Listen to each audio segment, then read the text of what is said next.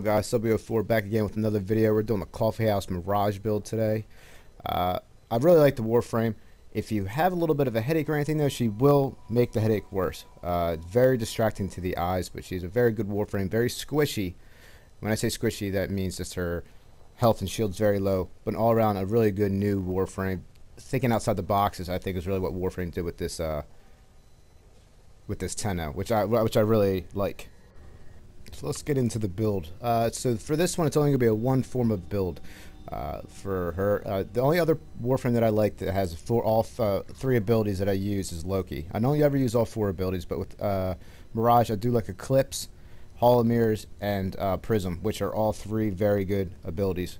And then all I did was switch out her last one, which basically turns everything to traps. It's a little buggy, and I don't really like it too much. I turned it into a D polarity to put a vitality on her, to give her a 592 health, which it's not that much, but it does give her a little bit more than what she's baselined at. Natural talent is a must with her because when she casts Prism, it is seriously so slow. It's you'll fall asleep by the time that you'll actually cast it out. Flow and Streamline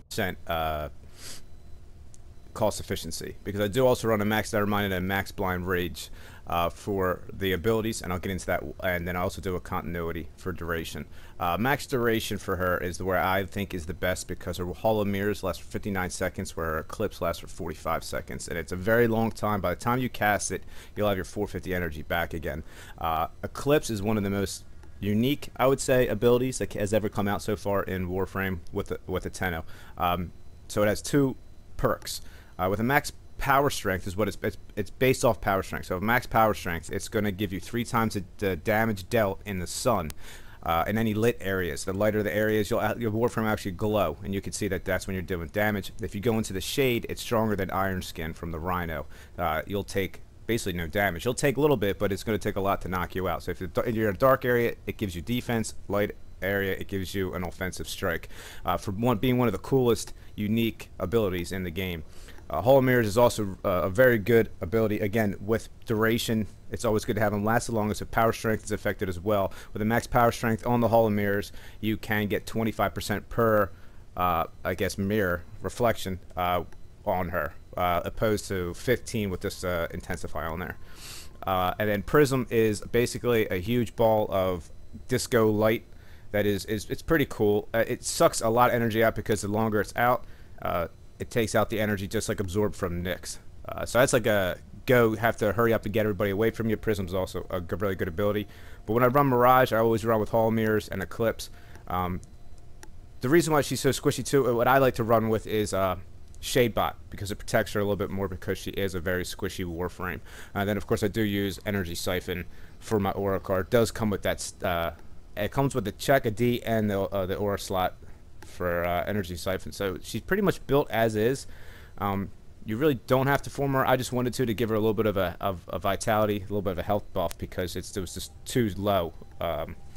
And unlike Loki, which is very low, you can't take the weapons away or anything like that. But I do like the Eclipse, and I do like the Hall of Mirrors. I think it's really cool, and if you match it with the right guns, it could be really awesome. The Quanta is a very awesome gun, but when you put it with Mirage, amazing. And actually almost anything, a Penta, Ogress, Armstrong, Boltor Prime, anything that you could just basically times it by 5. So 25% per mirror is giving you 100% more damage, and if you're standing in the light with max power duration, you're getting 3 times the ability. So she has the capability of being an endgame Warframe.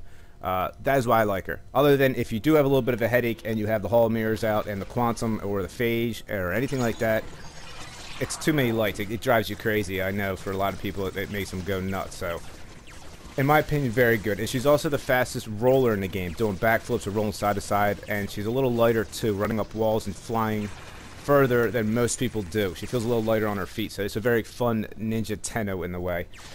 Sorry I'm a little all over the place with this video. I just was excited about doing it. I know a lot of people were asking about the Mirage build. I just had a lot to say, and it kind of was all scattered around.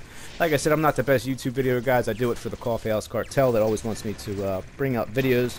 I enjoy doing it. I'm not the best commentator, but that is my build right there, guys. I really do enjoy using Mirage. She is a fun Warframe and has the ability to be an endgame Warframe. So I hope this was helpful, guys. If you enjoyed the video, please hit that like button. And until next time, guys, peace.